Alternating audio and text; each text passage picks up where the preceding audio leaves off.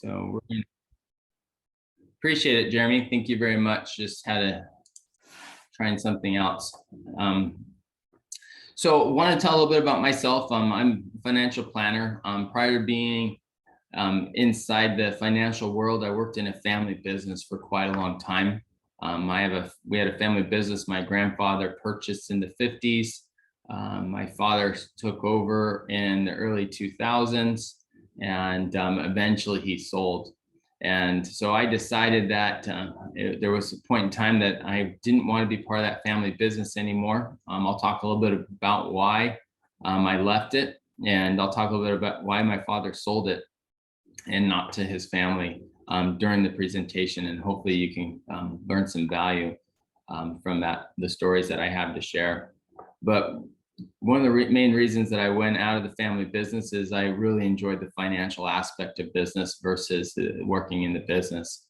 And so what I hope to be able to share with you is things that I learned about being part of a small business and in a family business, as well as what I've learned as a financial planner, and helping you to be able to learn a little bit more. So we're gonna kind of jump in a little bit. As mentioned, this is a 3-part series. Today, we're going to talk about the importance of creating a plan. We're going to talk about different steps of exiting your business and how and why everyone will exit their business at one point in time. So today's workshop is going to be devoted and focused on what type of planning you need to do and why it's important to write it down. Next week, we're going to talk about the retirement aspect. What's the stage after you sell your business or you leave your business? And why is it important to have a strategic plan for your retirement, even now while you're working in your business? Our third series is we're going to talk about the estate planning. Now, oftentimes when people think of estate planning, they think about it only matters when I'm older, when I'm going to die. Well, there's a lot of estate planning that needs to happen early on, even on a starting business. So we're going to talk about the importance of estate planning now and in the future in that third part. So we hope that you participate in all 3 of those workshops and that you're able to learn from them. So a couple things, a little disclosures here. One, I'm not a big fan of webinars. I love to learn, but my fan is I have the shortest attention span in the world. So I hope I'm interactive enough. And so we're going to try to be interactive using the question and answer feature. As well as the chat. So Jeremy and Eileen are going to help me moderate those. And so at any moment in time, if you have a question, please take the time, type it into the question and answer so that we can make this as interactive as possible. I know with my attention span, I have to put my phone away and so that I'm not paying attention to that and so I can hear all the detail. 2, wanted to make sure that you're aware that we're going to be sharing some stats. Kind of wanted to show you where those stats come from. We work with Mass Mutual, and Mass Mutual does a business survey annually. And so the stats that we're going to be sharing are coming from small business owners and businesses and what their perspective and what their answers were to the surveys that Mass Mutual did. So it's real data from real people, just like yourselves. Wanted to mention again, Jeremy and I work with North Place Wealth Advisors, and wanted to let you know as part of this seminar, we also do offer a free one-on-one consultation. So if you do have questions, want a personal consultation on how we can help, feel free to send us an email. We'll also shoot you an email out after the seminar so that you can have our contact information if you do ever have questions arise. All right, so let's get started. So one of the things that is an interesting stat, and we're going to talk a little bit about why it's important to discuss what we're discussing today, is that many businesses fail after the first generation. Okay, so this doesn't mean that you're necessarily passing the business on to your family. This could be having a third-party buyer. This could mean that you have a management that wants to purchase, but many of the businesses fail. There's only about a 30% success rate of a second generation business success. Third generation's 12, fourth generation is about 3%. So there's really not a very great success rate for multi-generation businesses. And so we want to be able to help fix that. We want businesses to continue to succeed. And I'm pretty sure that you individually want to make sure your business succeed as well. So we do have a poll question. So we're going to have some poll questions that come up from time to time. So we're going to jump our first one in and to see if you guys can answer this poll question for me. So Eileen, will you pull that up for us? Yeah, so it's actually on your panel, like on your settings. All right, where do I need to go for that then? I believe it says on the bottom where it says polls. There should be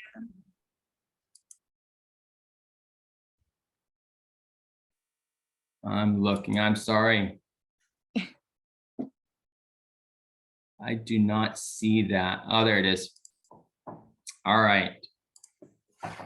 I'm getting technical, new knowledge. So here's a poll. So if you guys could take the time to answer a poll question for us, and we'll just give you a few seconds to do that. What causes business to fail after the first generation? Why do you think?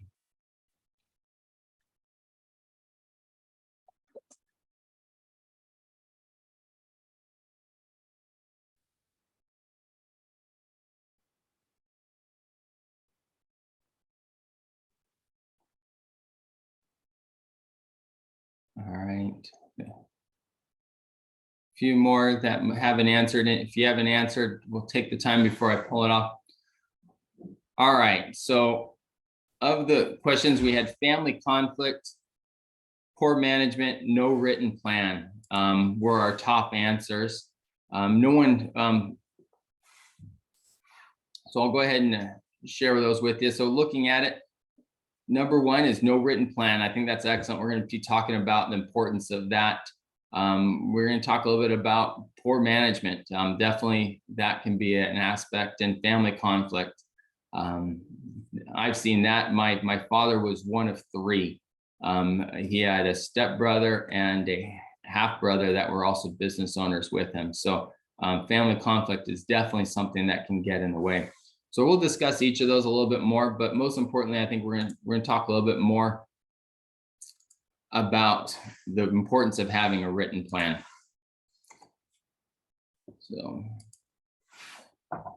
So a written plan is one of the main things that causes a business to fail. And when MassMutual did their poll, one of the things they wanted to know is how many of you completed an actual written succession plan. And 92% of businesses had not done that. 68% of them didn't even have a buy-sell agreement, and 35% of them had started doing it, but they hadn't really finished it. So I kind of want to get a little bit of idea of where you guys are at in your business planning. What have you done so far to help me to better dive in and share information as we go on? So I'm going to give you another question. Let's go question 2. So how prepared are you?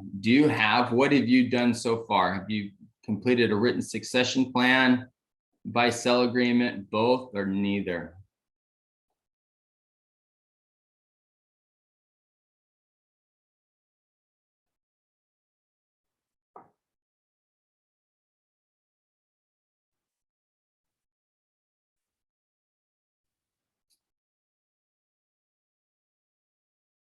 A little bit more time here.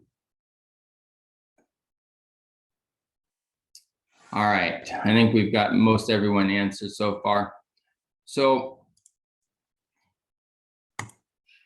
I think everyone's kind of in the same category. So not much has been done with this group. And so we're going to talk about the importance of doing something. And so that's where we're going to get into a little bit here, is why you need to be doing the written plan, why you need a buy-sell agreement. We're going to discuss the different aspects, things you should think. So hopefully you guys will find this information valuable in getting started. All right. So when it comes to the plan, we had 10 for 10. No one had started doing any planning. So I kind of want to know what's keeping you from doing it. So here's some questions. We're going to jump in. I got a few polls all up at the front here. just to help me get a better idea of who we're talking to, what's causing us. So our next question that we have here is, what's preventing you from creating a written plan? Why haven't you gotten started so far? So if you can go ahead and pick what you feel is best answer for you of why you haven't started planning yet.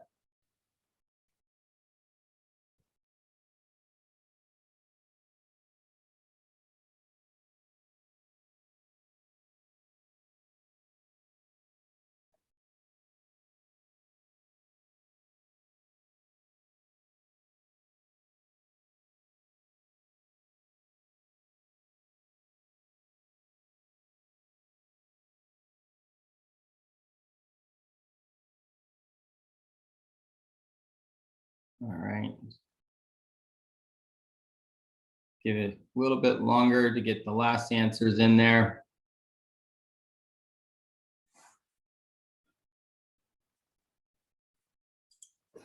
All right. So let me share those with you. So what's preventing? Common answer I see is our top two is, I don't know where to go for help. Perfect. We'll talk about where to go, who you can talk to. I'm too busy. That's pretty common coming from that family background. I understand that concept. We get extremely busy working in our business. We forget to work on our business. And that's one of the biggest downfalls for business owners, is that they get very busy and they don't have time to do that little extra.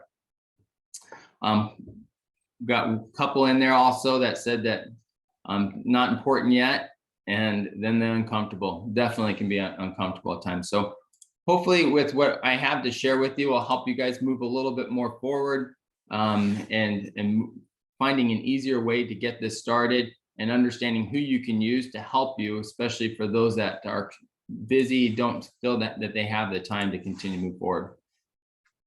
So some people have started in our group, not a lot have started, but one of the things that we find is that not many people follow through. And having a written plan is just one piece of succession planning. It's important to talk about the different things. One thing that we have to understand when it comes to succession planning is there's financial needs. We need to understand what the financial needs are going to be afterwards.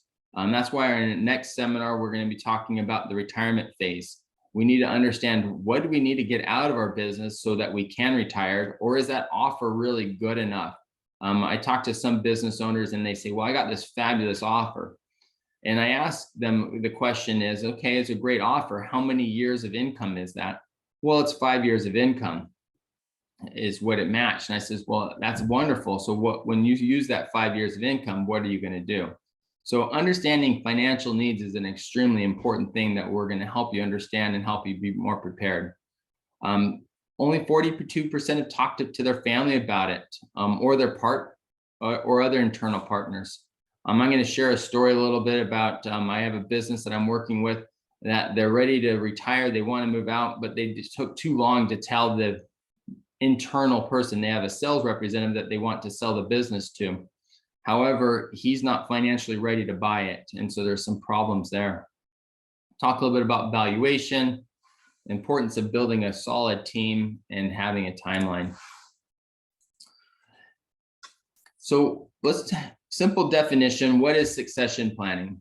Succession planning is the process of planning for the day a business owner decides to step down from their leadership role in a business. Simple definition. However, we don't think that this definition is complete enough.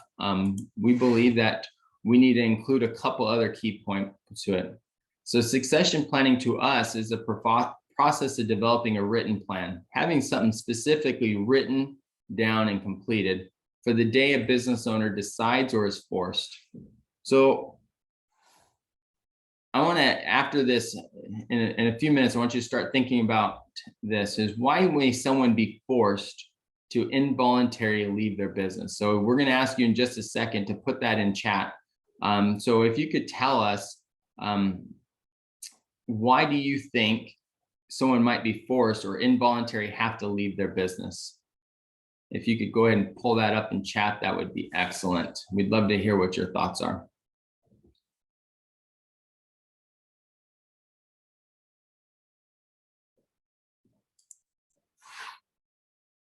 Sickness, we got one in there.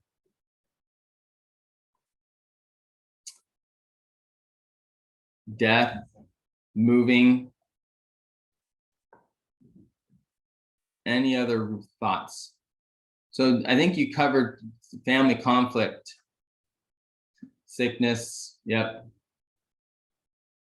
in there. Disability, perfect. Bankruptcy, financials, yep. There's lots of different reasons. So there's many different reasons that can force someone out of a business. I think it's important to understand that things can change, and we need to make sure we have a strategy and know what we're going to do in event these things happen. Loss of contracts, I like that one. There's another one, so I appreciate, you know, the responses in there. Someone did ask a question about getting a copy of the presentation, and the answer is yes. We're going to send out some handouts and a PDF of the presentation afterwards to everyone that's on it. So we'll definitely get that over to you. So we're going to continue on, and we're going to talk a little bit more about those different reasons people can involuntarily have to leave and why you have to include those instead of the ideal situations. So there's 6 main components when it comes to a good succession plan. And now we believe that every succession plan, everyone's a little bit different.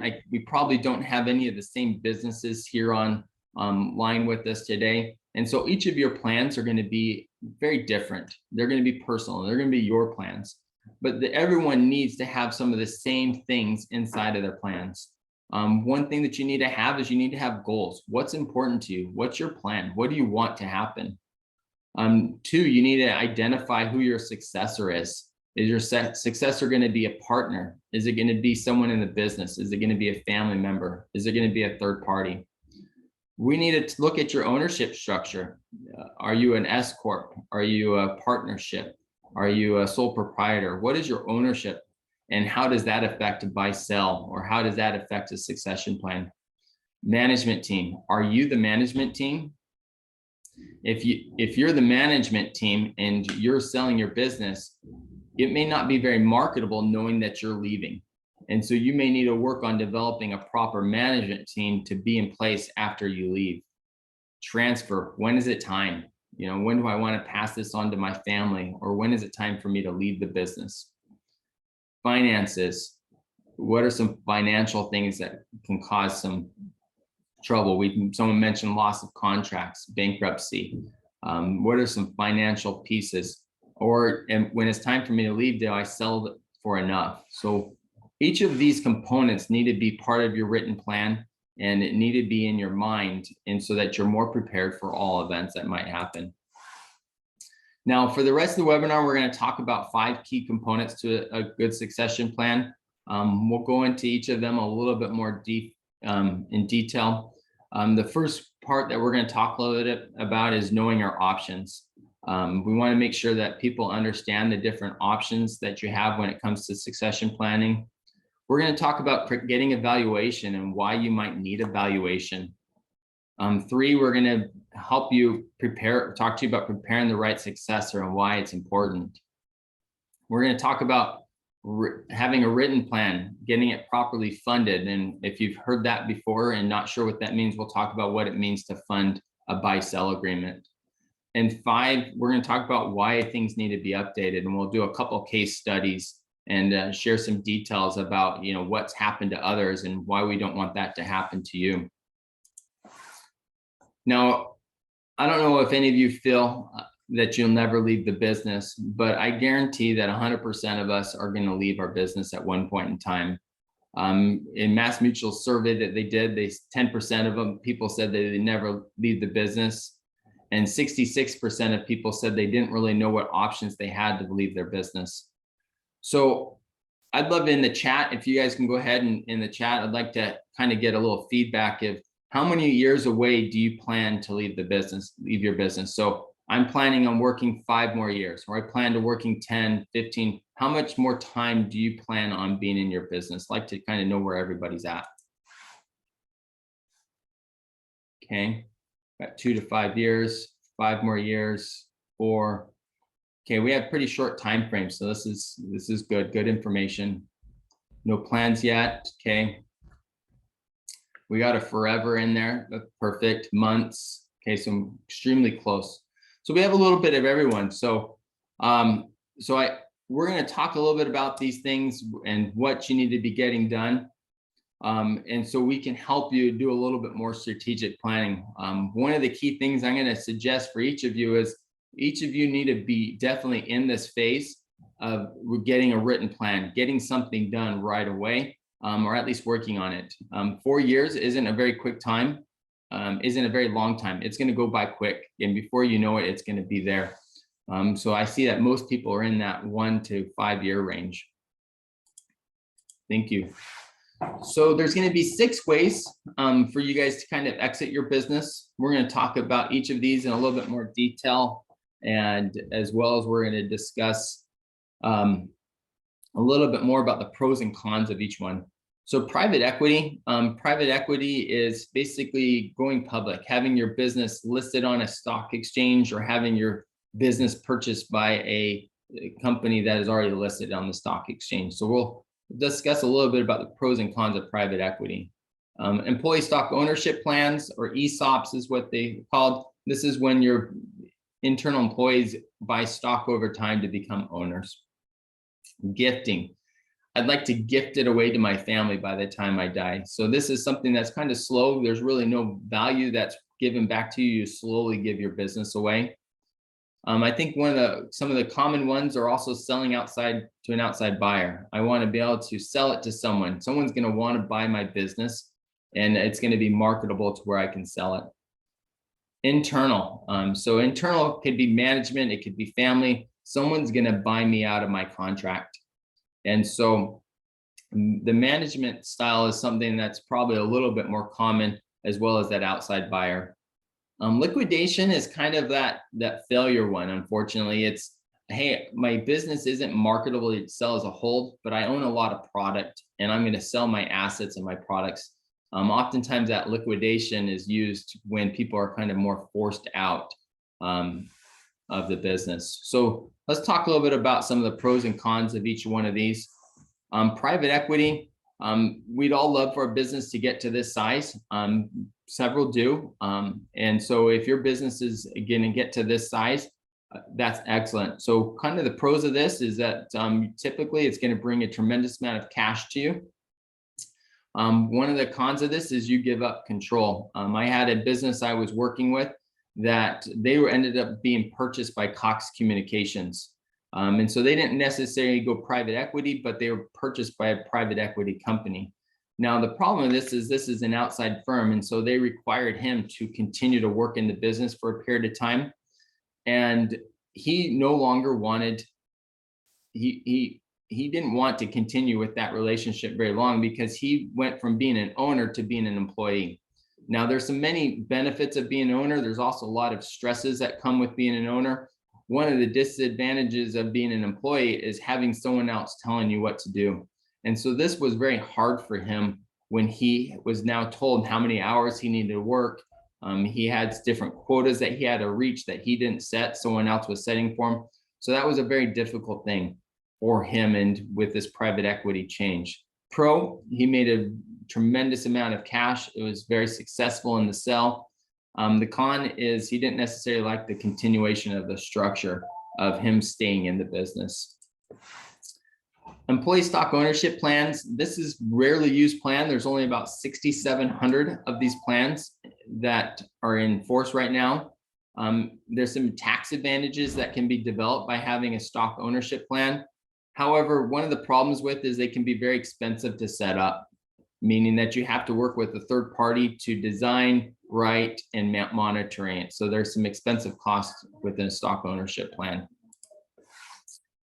Gifting is one of those with the family legacy. I know in my family business, family legacy is kind of how it started.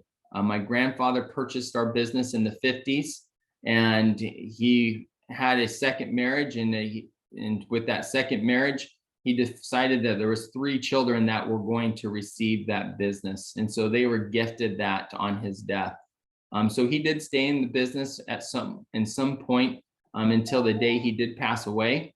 but when he did pass away, it was transferred via gift before. And in fact, in one cases, when his second wife passed away, she gifted a portion to one of her sons. She was worried that if she died before my grandfather died, that her son was going to be written out. And so she made sure that her son was gifted his share of the business when she died. So there's many different ways and designs to work with the family to help do this. One of the disadvantages of gifting is that typically the owner, the father figure or the grandfather stays in the business for a long time and has to deal with that family conflict and transition that can come with it. Selling to an outside buyer. This is one of the ways that we can definitely get one of the largest amounts is by selling to an outside buyer. One of the cons of doing this is that what if you sell to a competitor? And when you're selling to a competitor, what type of information are you having to share with that competitor that you wouldn't want them to own? So in our family business that we had at one point in time, it was time for my father to exit part of the business. They had several different divisions, and they deemed an outside competitor was their best one to sell. And I remember those negotiations that they were having at that moment in time, and it was very difficult of a back and forth. Definitely very worthwhile. The sale went off, and it financially benefited my father and his brothers extremely well. But it got to a point where they had shared so much information with this company that they just did not want to back out in any way. They needed to find a way to make it work. So one of the risks of selling to that outside buyer is giving up trade secrets to a business. And so one of the things, if you're going to be doing that, you need to make sure you have things called confidentiality agreements, working with an attorney that is helping with a written agreement so that there's confidentiality, that you have your trade secrets protected when you're sharing that information. Okay. So often people say, well, at one moment in time, I'm going to sell my business. So a lot of you here, we have no plans. We have 4 years, 1 year, 5 years. So our businesses may be marketable today, but we don't know how marketable our businesses are going to be in 4, 5, or 10 years. An interesting stat that MassMutual provided for us is that 80% of businesses that get listed for sale do not sell. That's not a very good number. So we want to make sure that your business is one of those that do sell. So they told us that 250,000 businesses want to exit by 2030. 50,000 of them will actually be prepared to do so. 30,000 of them will actually sell. 16,000 of those will sell for a price lower than they want, and 15,000 will sell for a desired price. So not very good numbers. So if those numbers aren't excellent, we need to make sure that you guys are doing specific things to make sure that you're part of that 15,000 number. Going with no plan makes it a lot more difficult to be in that realm. So a management buyout or family buyout is typically something that happens quite often. We want to have someone internally that's going to eventually take over the business. I'm working with a company right now that this is their plan. And the problem is they're sitting down kind of in the time frame of where you're at. The owner, he wants to be out of the business within the next 12 to 24 months. He'd be ready to leave right now. His problem is the individual that is going to buy the company, or that he's elected to buy the company, isn't financially prepared to do so. That owner waited too long to let that individual know that he was going to sell the business and he was someone that he'd like to sell the business to. And so this employee of his is doing everything he can to obtain SBA loans in order to be able to buy the business. The problem is he doesn't have enough assets in order to do so. So making sure, if you have this in mind, talk to that person now. Start working with them as soon as possible so that they can prepare themselves financially, so that you're not stuck with doing something like carrying a loan. So carrying a loan is basically that person can't get funding, so therefore you have to be now the funding company. There are some benefits of being that funding company, as you might have less taxation depending on the terms but the disadvantage is of you carry 100% of the risk that if that business fails because of poor management, that you may not get your full sales price. So make sure that with this option that you start preparing early. The last one that we're going to talk a little bit about is the liquidation phase. So liquidation phase to me is, hey, my name of my company is not marketable, but I have a tremendous amount of assets, as I mentioned. So liquidation phase is not ideal because typically if we're buying something that's used, we're not going to be willing to buy that merchandise for top dollar. We're going to be wanting to buy it for less than the value of that product. And so liquidation is, you're going to try to get what you can. Sometimes liquidation comes because of other financial mentions. Hey, bankruptcy's coming up. It's a forced liquidation. I lost contracts, so I need to get rid of product to sell. So there are maybe different reasons that liquidations come. It could be death. Someone passes away and there wasn't a management team that could keep the business going. So the family's left with, hey, we don't know what to do except for sell the assets. So making sure that you are prepared so that this isn't a forced upon phase, that you have other methods. So I talk a little bit more here. So I do have a question for you. So we're going to do another question. So now that we've talked a little bit about the different methods of how you might sell, I'd love for you in chat kind of put in, what do you think you might use for your method of leaving the business? Are you hoping private equity? Are you hoping, so I'm going to go back a little bit on a few of these slides. What method would you be using or hope to be able to use when you sell your businesses? We have several that are coming in there. So if you can go ahead and type that in chat, I'd sure appreciate it. Kind of get an idea of what your thoughts are.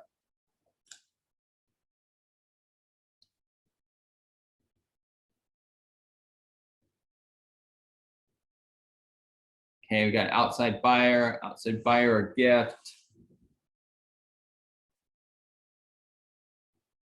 Private equity, outside buyer. Okay. Little variety there. Any other outside buyer? Okay. Well, excellent. So what's important right now is to really start thinking about what method you're going to be using and what do you need to get prepared for that method. Because each of those different methods are going to require some different things. For example, outside buyer private equity, you need to make sure your business is going to be able to function without you. And so it's important that you have that set up. Now, if you plan on staying in the business as an employee, that's a little bit different aspect. Sometimes that happens with an outside buyer. They want you to stay on for a period of time. We talked about the pros and cons of that, but start making sure that that business can run without you. And the reason you want to do that is you become more marketable. That outside buyer is going to be more intrigued in buying you if they see that there's going to be able to be success after you're gone. Okay. Gifting, work with your family, talk about the strategies when it comes to gifting. One of the things I didn't talk about gifting inside of this is that when we go to gifting is that, what if you have someone, for example, my father, he had five sons. I was one of five. And so what he told us is, he goes, my problem with selling our business or transferring that business to 5 sons is I only own 1/3 of this business. And so I don't know how to equally share 1/3 to create fifths. It just wasn't going to equitably work. He also, when my father inherited the business from his father, he had a sister that did not receive the business. And so his grandfather, what he did is, or my grandfather, is he gave her different assets instead of business. So do you have someone in your family that doesn't want to be part of the business, but you want to make sure that they still receive value, and what are you doing to do that? So knowing your strategy, communicating your strategy, talking through your strategy is an extremely important thing. There's many different professionals that you can use to help you. You can use financial professionals such as Jeremy and I. You can talk with your CPA and accountant. You can work with merger and acquisition consultants. You can work with valuation services. Oftentimes, you probably should work with multiple of these individuals to really help you cover all bases, because a financial professional and a CPA do different things. And having them and a possible attorney to help you will definitely help you cover all aspects. So working with a team is an important part of it. Now, the next phase that we're going to talk a little bit about is we're going to talk about valuation. So there's different individuals that can help you with valuation. Many business owners try to value the business on their own. And that's nice, but are you overvaluing or undervaluing you?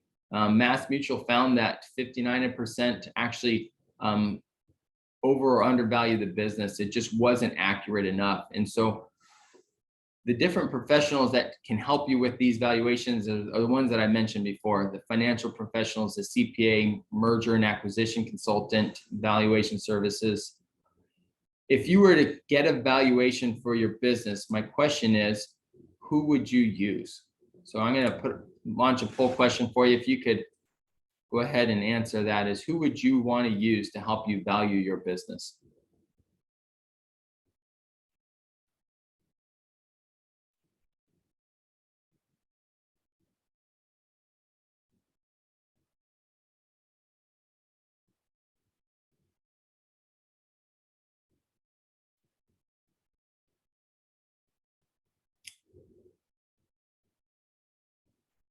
All right, perfect. Most people sat with that merger and acquisition consultant valuation service. I think that's excellent. We got a financial professional in there. And so you need to start identifying who that might be. So if you're so many years out, and many of you are very close, you should start getting a pre-valuation, kind of knowing where you're at, knowing what you would be an excellent thing to do. Making sure you find the ones that are good in your field. You know, merger and acquisition consultants work in different fields. Make sure that they understand what your field is and that they're going to be a good service for you is an important piece of that. All right, so here's our results, just to kind of give you an idea where everyone was sitting. Any questions? Does anyone have any questions so far? I've covered a tremendous amount of detail in a short period of time.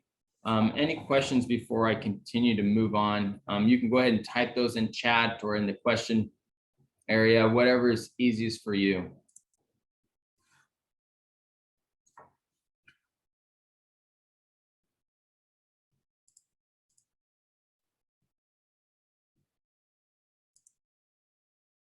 All right, well, we'll keep moving.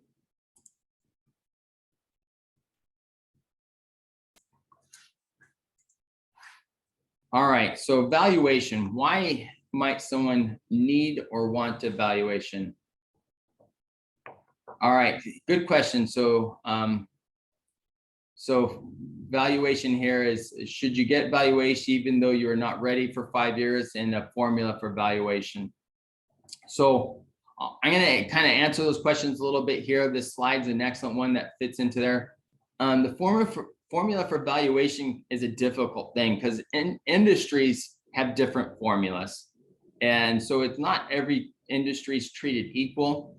And so we really need to look at what valuation is best. I mean, there's some general tools that people use, but is that the best one for yours? So talking with that financial professional, that consultant, they can help you kind of give you an idea of what that is and what a good formula is. So I wish I could be more specific for you, Pedro, but unfortunately, it's more industry specific than we want it to be.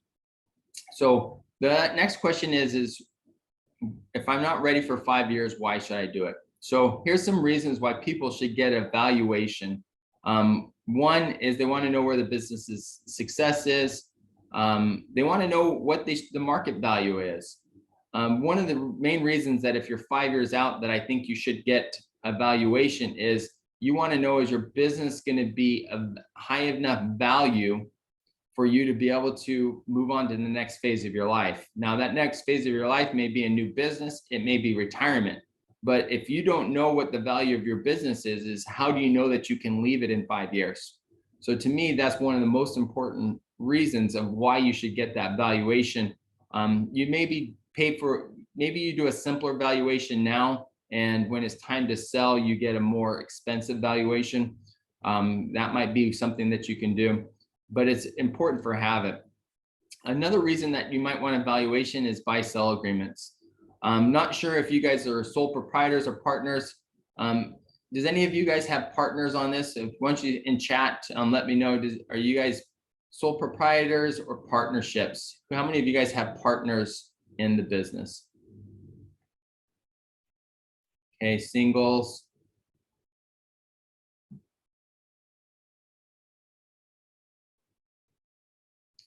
Okay.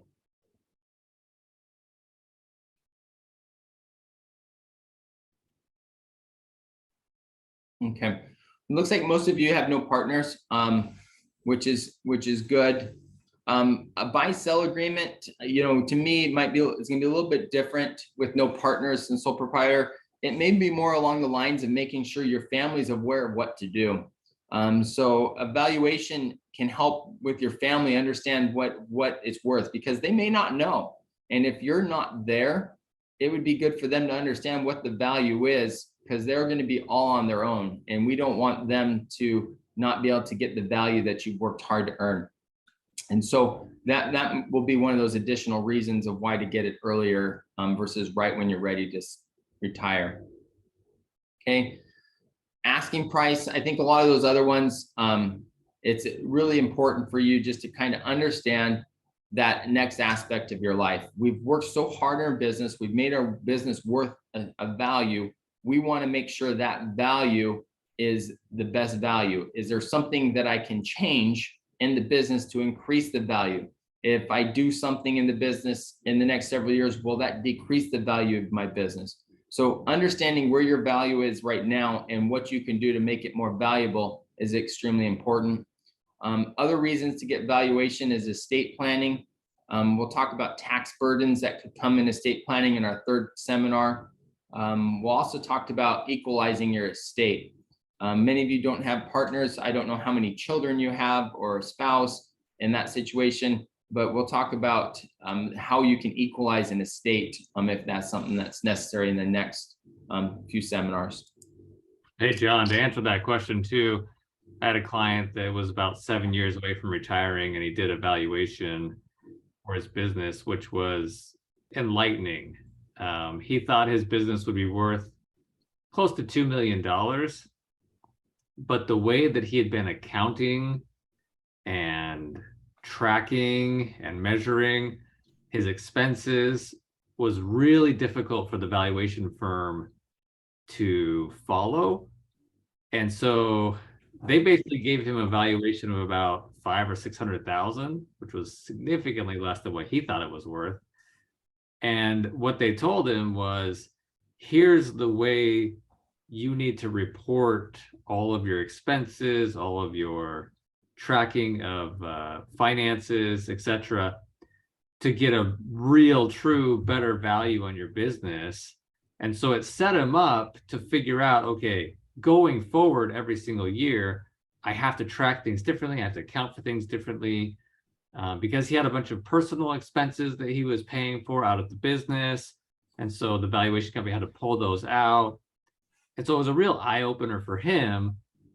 Even though he was 5 to 7 years from retiring, how he had to set it up so that he got the biggest value for his business later on from an independent third-party valuation service. Because if you're going to sell to somebody outside, they're going to want to get a valuation done. They're going to want to get an appraisal. And if you don't have things written out the way that, a tax return would show properly, you may not get the value that you think you're supposed to get, or an appraisal service may not give you the valuation that you get because your finances are all out of order and it doesn't make sense to them. So that was a pretty eye-opening experience for him, and a reason you might want to get a valuation done if you're 5 years away or more. Absolutely. Thanks, Jeremy. Really, thank you. All right. So we've talked a little bit about successors, in the importance of making sure that we identify a successor. Each of you, you guys are right there. I think a lot of your successors are going to be outside groups. And the question is in those outside groups, do you already have people that are interested? You need to start nurturing basically those relationships of who might be your potential buyer, whether that buyer is going to be family member, whether that buyer is going to be inside the business, or whether that buyer is going to be outside. You want to make sure that if you're getting as close as 4 to 5 years, who are you going to go to? Who are you going to market to? And make sure that conversation is going, and so that they can be prepared, because that person that you hope to be that outside buyer may need to do certain things in order to be more prepared in the future. So a couple of the key steps of preparing that person to be the right successor. If that person's inside, I know we don't have a lot of the ones that we're going to do inside, but it's still good to discuss a little bit if things change. You want to help that person prepare to be a leader. You want to make sure that they're going to be a good owner, so that your employees are taken care of. The other thing that you want to do is make sure that they're financially prepared to be that next and right successor. So I have a fun case study. This is a little family situation. I think we had a couple gifting possible or family that might be inside of there. So in this case study, what happened is you had a father who had 4 daughters, and he had a couple son-in-laws that he was turning the business over to. And so he was kind of stepping away and letting them run the business. Problem is that business started to fail. And when it started to fail, what happened is that it came down to one of the son-in-laws was just a terrible owner and manager. And so unfortunately, that father had to come back into the business.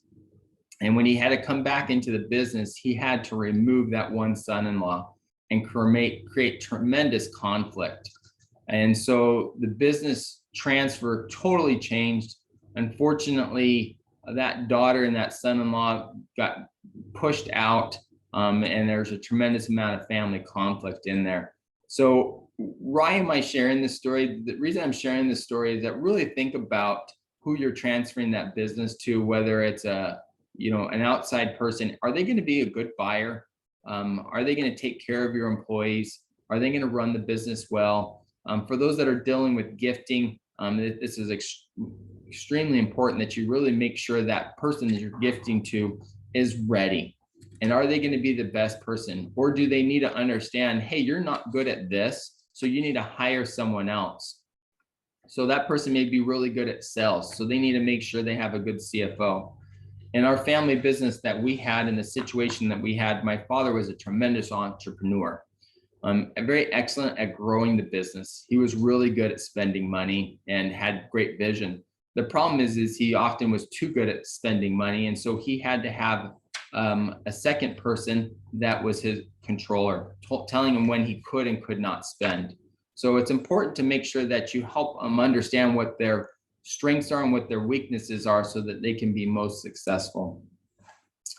Buy-sell agreements are extremely important. I know a lot of you don't have partners, so those buy-sell agreements, I think we should be more documentation for your family to know what to do if something was to happen to you. So there still needs to be some sort of plan for you if you have no partnership, so that family is prepared and understand. For those that do have partners, extremely important. That partner could be family member, could be non-family. You could have the best relationship possible, but it's important for you to have a plan. Most spouses don't want to be a partner in the business. They want to be able to get their money and move on. Most partners don't want the other spouse to be part of this. It just creates too much conflict. Why might someone need it? Disability, sickness, death. Those are reasons that we might need that buy-sell agreement. We'll talk a little bit about that in some of our future seminars, a little bit more of the importance of there. Couple things about a buy-sell agreement: make sure it's written, make sure it's signed. It's important to make sure that it's funded. So what I mean it's funded is, if you have a buy-sell agreement, an agreement that someone's going to buy you out, then what you need to make sure that you have set up in place is how are they going to be able to pay for it and how much time do they have to pay for it. For example, if you die, is there life insurance to be able to pay for it? If you get disabled, is there a disability insurance that gets paid for it? Are you going to be able to use cash flow in the business to pay for it? So what are the methods that they're going to use to pay for this, the sale of that business? Okay, it's real quick case study here. I'm running short on time, so I'm going to go ahead and pass for this one today. But basically, this person didn't have a signed buy-sell agreement. It was written but never signed. Unfortunately, what happened is life insurance proceeds were collected. The spouse was not paid out in the timely fashion that was planned because the owner didn't have to because it wasn't signed. So if you've said, hey, I've started, but I haven't signed things, get it completed. It's super important for you to finish the process. Don't get halfway through and don't end. If you don't finish, it's not contractually binding. So make sure that you're doing the things to make sure things are contractually binding. Stale agreements, things change. Business values go up and down. Contracts come and go. It's extremely important for you to make sure that your agreement is up to date. You know, your business, when you first did your buy-sell agreement, may have been worth so many hundreds of thousands or millions of dollars. What is it valued today? Is your buy-sell agreement now underfunded? Is the methodology used for valuation out of date in your buy-sell agreement? It's extremely important for you to make sure things are up to date and you're working with professionals, financial advisors, attorneys, CPAs, having that team to help you make sure that things are covered. It doesn't mean you need to redo everything every so many years. It's just important for you to continue to review them. Now, one of the things that many of you said is that you're too busy. If you're too busy, it's important for you to work with professionals that take that time off your plate. Having a professional that's taking the time to help you so that you can focus more about in your business. So that's why having professionals around you can be extremely helpful. I think the number one reason that everyone said that the reason they haven't started is they're too busy or they don't know. So working with professionals will help solve many of those situations. And those professionals typically are in the three categories of a financial planner, a CPA, and an attorney. All right. So others that can help you and guide you, family members, peers, networking groups, make sure that you're using people to help you and knowing what resources that you've had. So we're coming up towards the end of time. Wanted to see, is there any last questions that anyone has before we put a close on our meeting?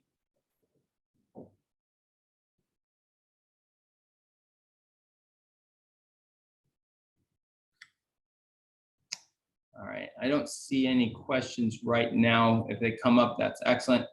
Really appreciate your time. I hope you take the time to come to our next one. In our next planning, we're going to talk about the retirement phase. Many of you are very close to it. And so this one to me